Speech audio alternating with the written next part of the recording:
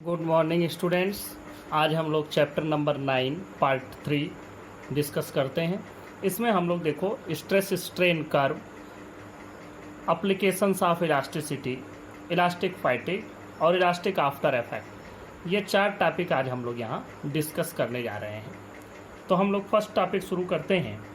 इस first topic को हम लोग स्ट्रेस स्ट्रेन कर्व पहले शुरू करते हैं।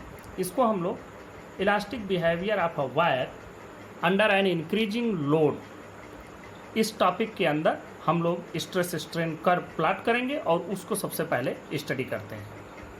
अब देखें elastic behaviour of a wire under increasing load.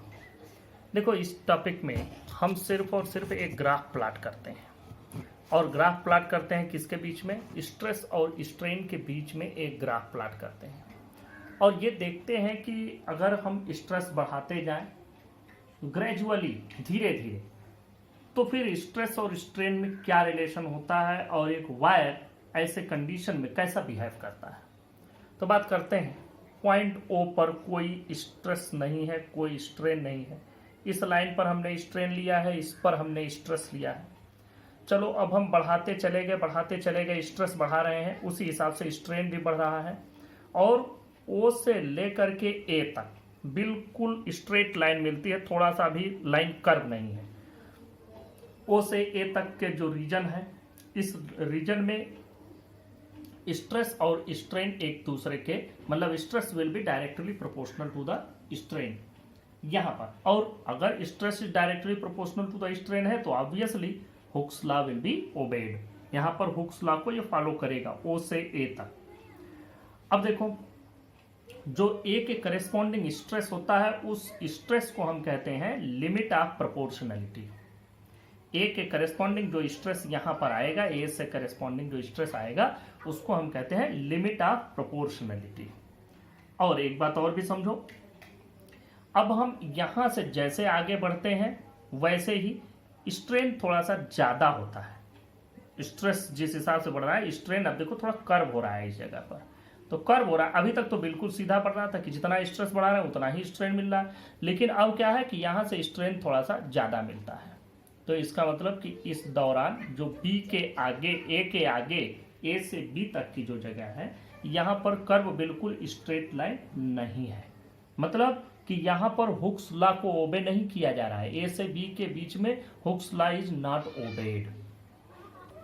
लेकिन इसमें एक बात है कि अगर हम यहां पर ले आकर के भी जो लोड है उसको रिमूव कर लेते हैं, मतलब जो डिफॉर्मिंग फोर्स लगा रहे हैं वो हटा लेते हैं पॉइंट बी पर, तो भी ये अपने ओरिजिनल कंडीशन में आ जाता है। यहाँ हुक्स लॉ तो नहीं फॉलो होता है ए से बी के बीच में, लेकिन फिर भी अगर हम इसको हटा लेते हैं लोड को तो ये अपने ओरिजिनल स्टेट में आ जाता है। अब बात आती है हुक्स लॉ ए से बी के बीच में फॉलो नहीं होता है। इस बात को आप एग्जैक्टली नहीं कह सकते, बस ये है कि ये प्रोपोर्शनलिटी नहीं है पूरी तरह से। लेकिन अब कुछ मटेरियल है जो बहुत कम कर्व होते हैं, कुछ है जो ज़्यादा कर्व होते हैं, जैसे कि हमने कॉपर वायर के बिहेवियर को देख कर बनाया है, ये कॉपर वायर के लिए बनाया है। तो किसी और के लिए ये थोड़ा कम कर्व होगा ए से बी के बीच में। लेकिन यहाँ तक क्या है कि यह यहाँ तक भी जब हम अपना डिफॉर्मिंग फोर्स हटाते हैं तो पॉइंट बी तक भी ऑब्जेक्ट अपने ओरिजिनल लोकेशन में लौट आता है।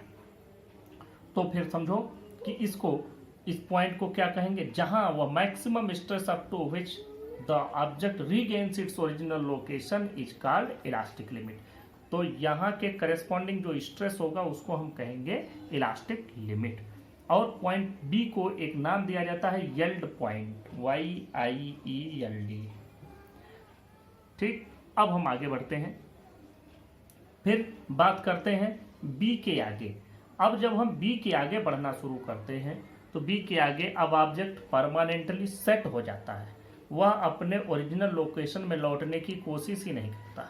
तो आप समझे कि ओ से ले करके अगर हम बात करें तो ओ से बी तक का जो पूरा रीजन है इसको हम कह सकते हैं इलास्टिक रीजन। ओ से बी तक का पूरा रीजन इलास्टिक, ओ से ए तक का रीजन तो हुक्स लॉ ओबे हो रहा है, उसको तो हम लोग कहेंगे कि ये पूरी स्ट्रेट लाइन है, stress is directly proportional to strain है, तो वो तो दूसरी बात। लेकिन ओ से बी तक पूरा इसको हम इलास्टिक रीजन कहेंगे क्योंकि यहां तक भी यह ऑब्जेक्ट अपने ओरिजिनल शेप साइज में चला जाता है। बी के आगे बिल्कुल यह परमानेंटली सेट हो जाता है तो हम कहते हैं इसको बी के आगे प्लास्टिक रीजन शुरू है। अब मान लो बी के आगे हम एक पॉइंट सी पर चले गए।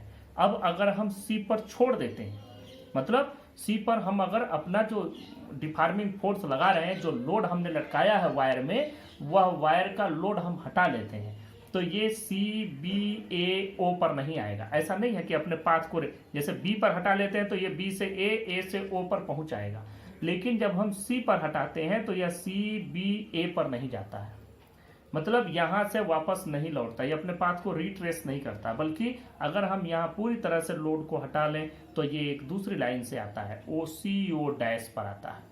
और ये क्या है, यह एक स्ट्रेन है without any stress. O dash क्या है, एक स्ट्रेन है, इतना स्ट्रेन है इसमें विदाउट एनी स्ट्रेस, मतलब कि थोड़ा सा अगर आप प्लास्टिक रीजन में चले गए, उसके बाद जाने के बाद अगर आप उसको हटा भी लेते हैं अपने लगाए गए डिफार्मिंग फोर्स को, तो भी उसमें कुछ न कुछ स्ट्रेस रह ही जाए, सॉरी स्ट्रेन उसमें रह ही जाएगा। तो यह एक दूसरे मतलब पाथ से लौटता है, तो इस दौरान अब ये पूरा प्लास्टिक रीजन शुरू हो जाता है। अब बात करते हैं पॉइंट डी पर। पॉइंट डी पर मैक्सिमम स्ट्रेस होता है, और जहां मैक्सिमम स्ट्रेस मिलता है उसी को ब्रेकिंग स्ट्रेस या टेंसाइल स्ट्रेस भी कहा जाता है। और इसके बाद जब हम पॉइंट बी से ई पर पहुंचते हैं तो इस जगह पर देखो, ये डी से ई की बात की जा रही है, डी से ई पर, डी पर मैक्सिमम स्ट्रेस आपको मिलता है, जिसको ब्रेकिंग स्ट्रेस या टेंसाइल स्ट्रेस भी कहते हैं, डी के करस्पॉन्डिंग स्ट्रेस। अब डी के आगे देखो ये कर्व नीचे जा रहा है, मतलब जितना लोड हमने लगा रखा है, हम वजन बढ़ाते गए, तार लटका है, तार पर हम वजन बढ़ाते जा रहे हैं, अब हम क्या कर रहे हैं, वजन हटाते जा रहे हैं, कम करते जा रहे हैं, देखो रिड्यूस हो रहा है, मतलब जो हमने इस पर स्ट्रेस दिया था वो सब कम करते जा रहे हैं, फिर भी इसमें इंक्रीमेंट हो रहा है। यहाँ पर वायर एकदम पतला हो जाता है, और यह और ज़्यादा पतला होते चले जाता है, इस जगह पर आकर के बिल्कुल टूट जाता है। This is breaking point, E is breaking point. तो बी से लेकर के ई तक का जो रीजन है इसको हम कहते हैं प्लास्टिक रीजन, और पॉइंट डी पर मैक्सिमम स्ट्रेस इसको कहते हैं ब्रेकिंग स्ट्रेस। इसी चीज को हमने लिख दिया। ओ से ए तक स्ट्रेट लाइन है, मतलब ये रिप्रेजेंट करता है कि stress is directly proportional to strain, और इस दौरान Hooke's law is obeyed. Stress corresponding to point A is called the limit of proportionality. अब stress corresponding to point B is called the elastic limit, and point B is called yield point. From O to B elastic region and from B to E plastic region. और point D को कहते हैं maximum stress, मतलब point D के corresponding जो stress है that is maximum stress called breaking stress और tensile stress. ये आपका पूरा हो गया। इसमें सिर्फ इतना ही आप लिखिएगा, क्योंकि इससे ज़्यादा आपको लिखना नहीं है। ये बता दो, ये टॉपिक आपका कोरोना इफेक्टेड नहीं है, ये टॉपिक आपको पढ़ना है। अब एप्लीकेशंस ऑफ इलास्टिसिटी पर चलते हैं कि हम लोग ये इलास्टिसिटी पढ़ तो रहे हैं, इसका क्या यूज है। तो फर्स्ट एप्लीकेशन हम लोग देखते हैं, जैसे रोप ऑफ क्रेन्स। आपने क्रेन देखा होगा, जैसे कोई गाड़ी वाड़ी कभी देखो कि ट्रक वगैरह कभी किसी गड्ढे में गिर गया है, बाय द वे एक्सीडेंट हो गया है, अगर इस तरह की दुर्घटना कभी हुई रहती है तो उसको ले जाने के लिए, निकालने के लिए क्रेन आती है। क्रेन में आप देखो मोटे से रस्सी लगी होती है, खूब मोटी सी रस्सी लगी होती है, उसी से खींचा जाता है उसको। और वो रस्सी कैसी बनी होती है कभी आपने ध्यान नहीं दिया। अब बात करते हैं कि वो रस्सी कैसी बनती है, क्यों बनती है, क्या हम यूज करते हैं। देखो, हम लोग जो भी रोप लगाते हैं, जो भी रस्सी लगाते हैं, पहली बात तो ये है कि वो फ्लेक्सिबल होनी चाहिए। अब आप जानते हैं कि कोई जूट की रस्सी बना लो, प्लास्टिक की रस्सी बना लो, कभी वो ट्रक वगैरह को थोड़ी दूर खींच के ले जा सकते हैं, लेकिन गड्ढे में से खींच करके बाहर नहीं निकाला जा सकता, वो रस्सी टूट जाएगी। तो इसके लिए हमको मेटेलिक रोप्स तैयार करनी पड़ती हैं, मेटल की बनानी पड़ती है। तो मेटल की रोप कैसे बनाएंगे? क्या हम पूरी रॉड लगा देंगे, एक छड़ लगा देंगे? नहीं, तो छड़ लगाओगे तो वो फ्लेक्सिबल नहीं होगा। तो पहली बात तो फ्लेक्सिबिलिटी भी ले आनी है। तो फ्लेक्सिबिलिटी ले आने के लिए जिससे उसको रैप किया जा सके, लपेटा जा सके एक जगह पर, उसको घुमा करके या कहीं एक जगह से दूसरी जगह, तो आप कहीं भी ले जाने के लिए उसको फ्लेक्सिबल बनाने के लिए, फ्लेक्सिबिलिटी का मतलब है कि वो मुड़ सके, राउंड हो सके। तो इसके लिए हम लोग क्या करते हैं कि एक रोप जो बनाते हैं, वो रोप जैसे हमें मान लो जिस मोटाई का चाहिए, मान लो कि हमको रेडियस चाहिए 4 सेंटीमीटर का रेडियस चाहिए, तो ये 4 सेंटीमीटर का एक रॉड नहीं लगाते हैं, बल्कि बहुत पतली पतली रोप लेते हैं, वो भी मेटेलिक ही होती है, और सभी पतली पतली रोप जो लेकर के उनको मिला करके 4 सेंटीमीटर की जगह 6 सेंटीमीटर बना लेते हैं, 7 सेंटीमीटर बना लेते हैं, तो वो फ्लेक्सिबिलिटी उसमें रहेगी। तो एक तो ये फ्लेक्सिबिलिटी के लिए हम लोग रोप पूरा एक ही नहीं लेते हैं, एक रॉड नहीं लेते हैं, बल्कि रॉड की जगह पर क्या करते हैं, फ्लेक्सिबिलिटी के लिए पतली पतली तारों की आप उसको ब्रेडेड करके, ब्रेडेड मतलब रस्सी जैसा उसको बनाया जाता है ऐसे करके, तो इस तरह से उसको ब्रेडेड करके बनाया जाता है। अब बात करते हैं कि कितना हम जो रस्सी ले रहे हैं उसका जो हम थिकनेस ले रहे हैं, थिकनेस या कोई राउंडेड शेप की ही रस्सियाँ हम लोग जनरली यूज करते हैं। तो जो भी हम मेटेलिक रोप लेने जा रहे हैं, हम उसकी रेडियस क्या रखें, डायमीटर क्या रखें, तो इसके लिए बात होती है कि कितना स्ट्रेस हमको उठाना है। अब मान लो कि 10 मीट्रिक टन आपको उठाना है। अब 10 मीट्रिक टन का मतलब हो गया कि 1 मीट्रिक टन का मतलब 1000 kg, तो यहाँ पर 10 मीट्रिक टन का मतलब हो गया 10 पावर 4 kg का लोड हमको बियर करना है। अब 10 पावर 4 kg के लोड के लिए हम लोग जो भी रस्सी यूज करेंगे, उस रस्सी की जो स्ट्रेस है, stress it must be less than or equal to the elastic limit.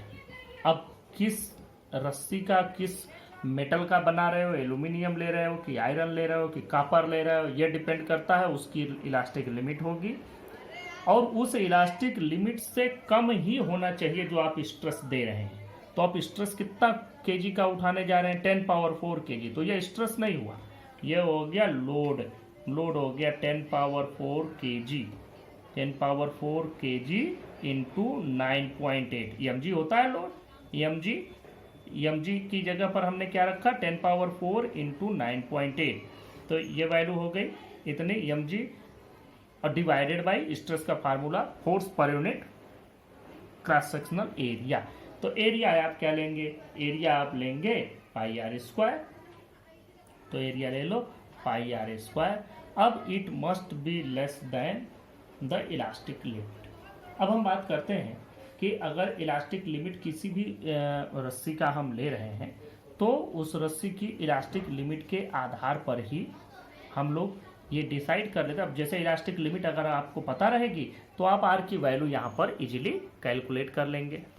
अब देखो यहाँ पर जैसे मान लो कि हम अगर स्टील की रोप यूज कर रहे हैं, जनरली लोहे वगैरह का ही यूज किया, तो अगर हम स्टील की रोप यूज कर रहे हैं, तो उसके लिए जो इलास्टिक लिमिट होती है वो होती है 3 × 10⁸ न्यूटन पर मीटर स्क्वायर।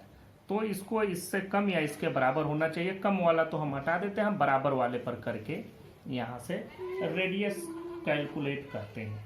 तो जब यहाँ से रेडियस कैलकुलेट करेंगे, या जब पूरी आप एरिया कैलकुलेट करते हैं, तो इसको अगर हम ये न लिख करके पूरा एरिया लिख दें, तो एरिया आपको कितना मिलता है, एरिया आपको मिलता है यहाँ से 3.3 × 10⁻⁻⁴ मीटर स्क्वायर।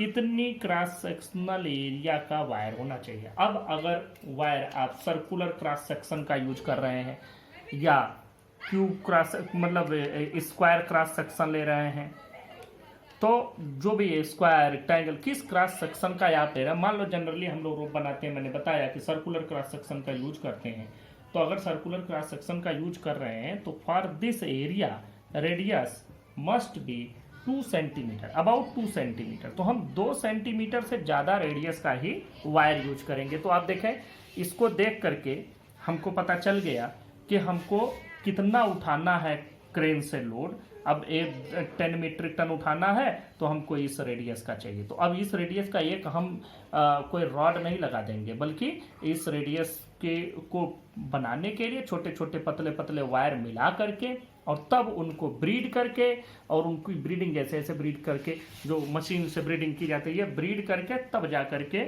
इस रेडियस से ज़्यादा रेडियस का ही बनाते हैं। तो ये तो तरीका हो गया ये कि कितनी रेडियस का हमको चाहिए। अब देखो, मान लो कि जब हम बनाते हैं तो हम इसमें 10 का सिक्योरिटी फैक्टर रखते हैं। सिक्योरिटी फैक्टर 10 का रखने का क्या मतलब कि हम 10 पावर 4 को उठाने जा रहे हैं तो 10 पावर 5 को लेकर के चलते हैं तो ये थोड़ा सा और बढ़ जाता है, तो ये थोड़ा सा और बढ़ जाएगा, 2 सेंटीमीटर से और थोड़ा सा ज़्यादा हो जाएगा, उस हिसाब से हम मेजर करके और इसको बना लेते हैं। तो ये मैं लिख नहीं रहा, ये आप समझ लेंगे, लिख लेंगे। अब हम दूसरा एप्लीकेशन देखते हैं। दूसरा एप्लीकेशन मतलब डिजाइन ऑफ ब्रिज।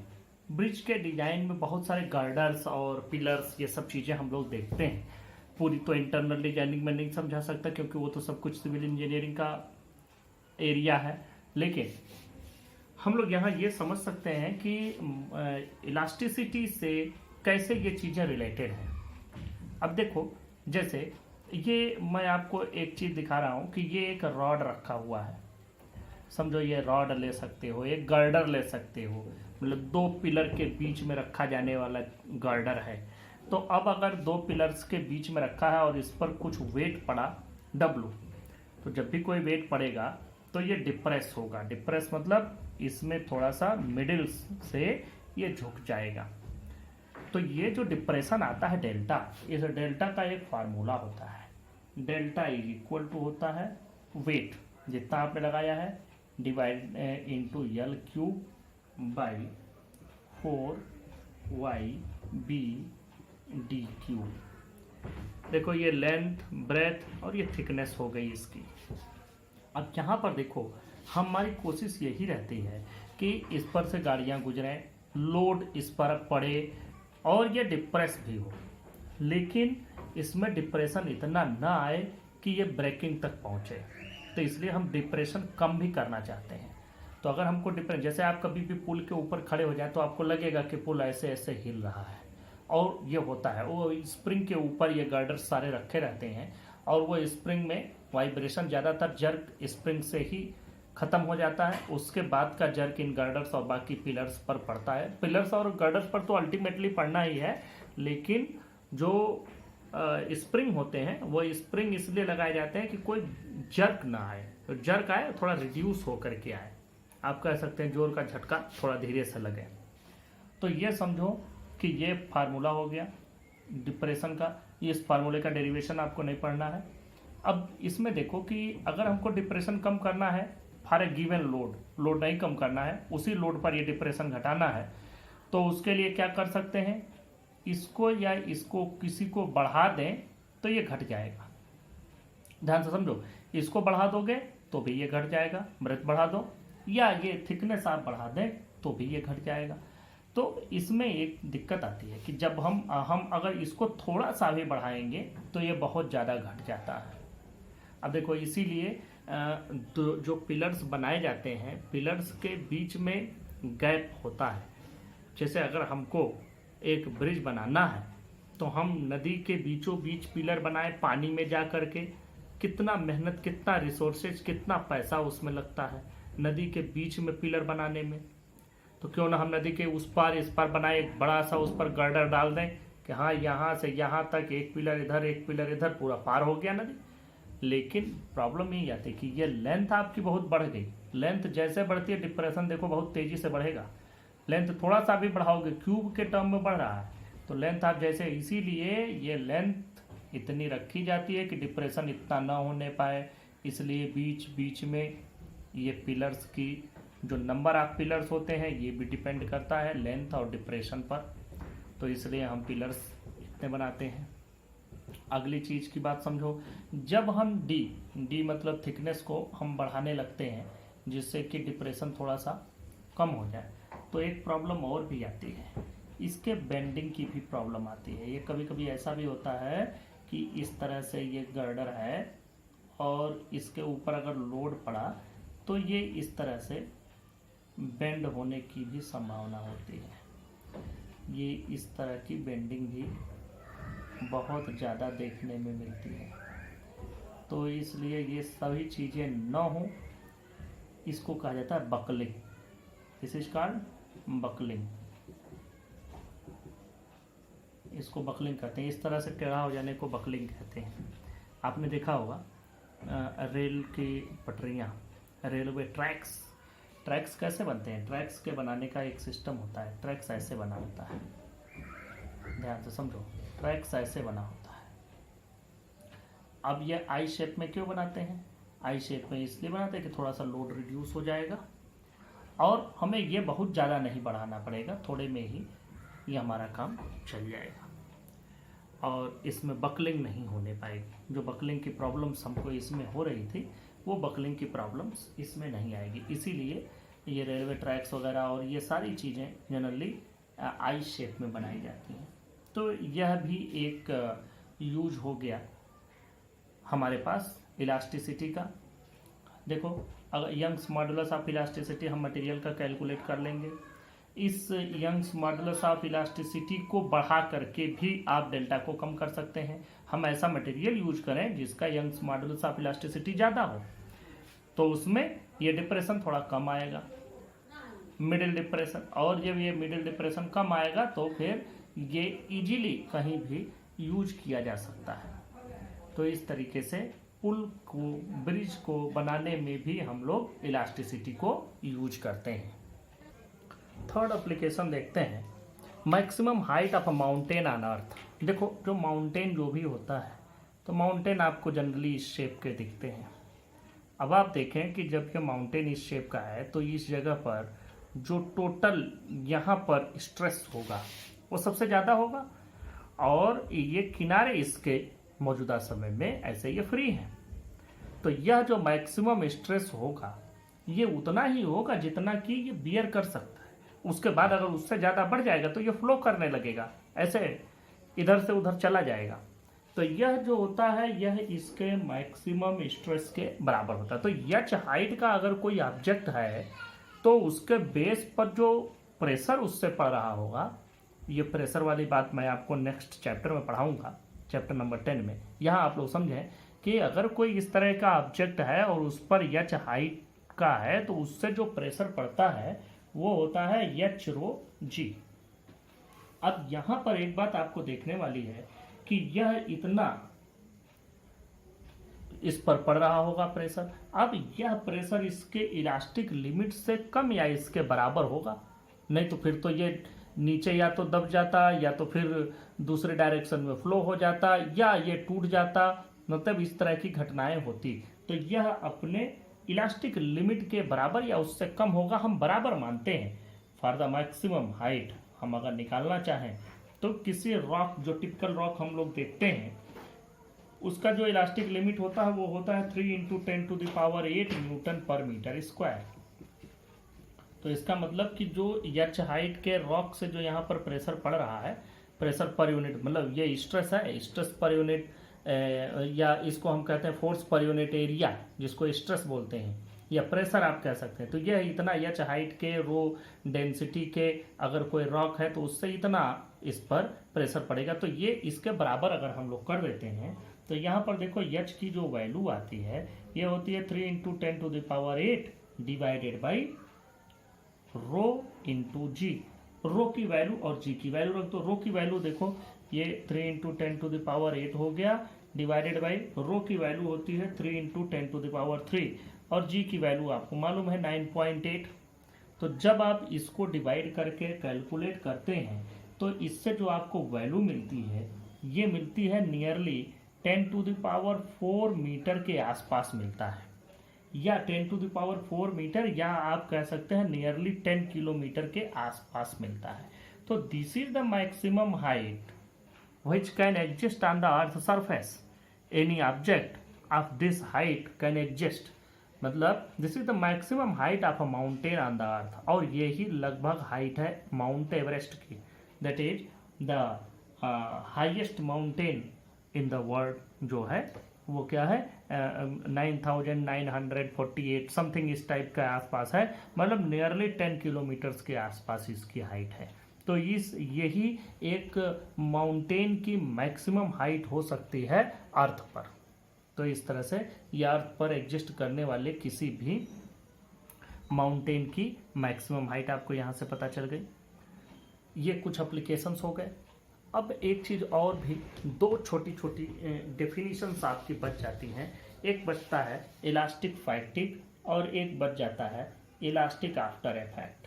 तो हम लोग इलास्टिक फैटिग की बात करते हैं।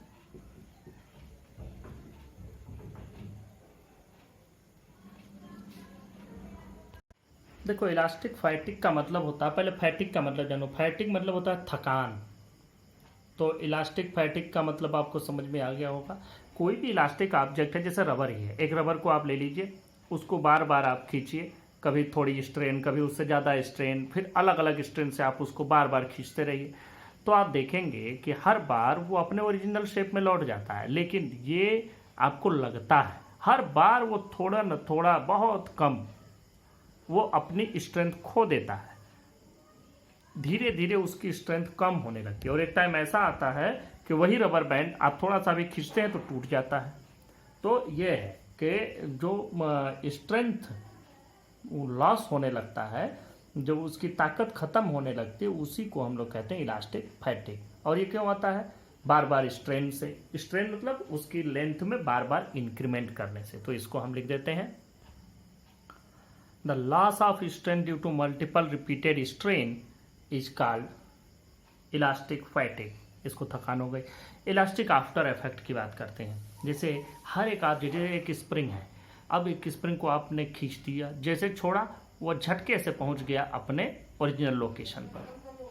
ऐसे बहुत सारे ऑब्जेक्ट हैं जिनको कि आप खींच के छोड़ दीजिए और वो धीरे धीरे धीरे धीरे अपने ओरिजिनल लोकेशन पर जाते हैं। तो हर एक ऑब्जेक्ट में कुछ न कुछ डिले होता है, तुरंत ही ये अपने ओरिजिनल शेप साइज को रीगेन नहीं कर रहे थे, और यही जो डिले है that is called elastic after effect.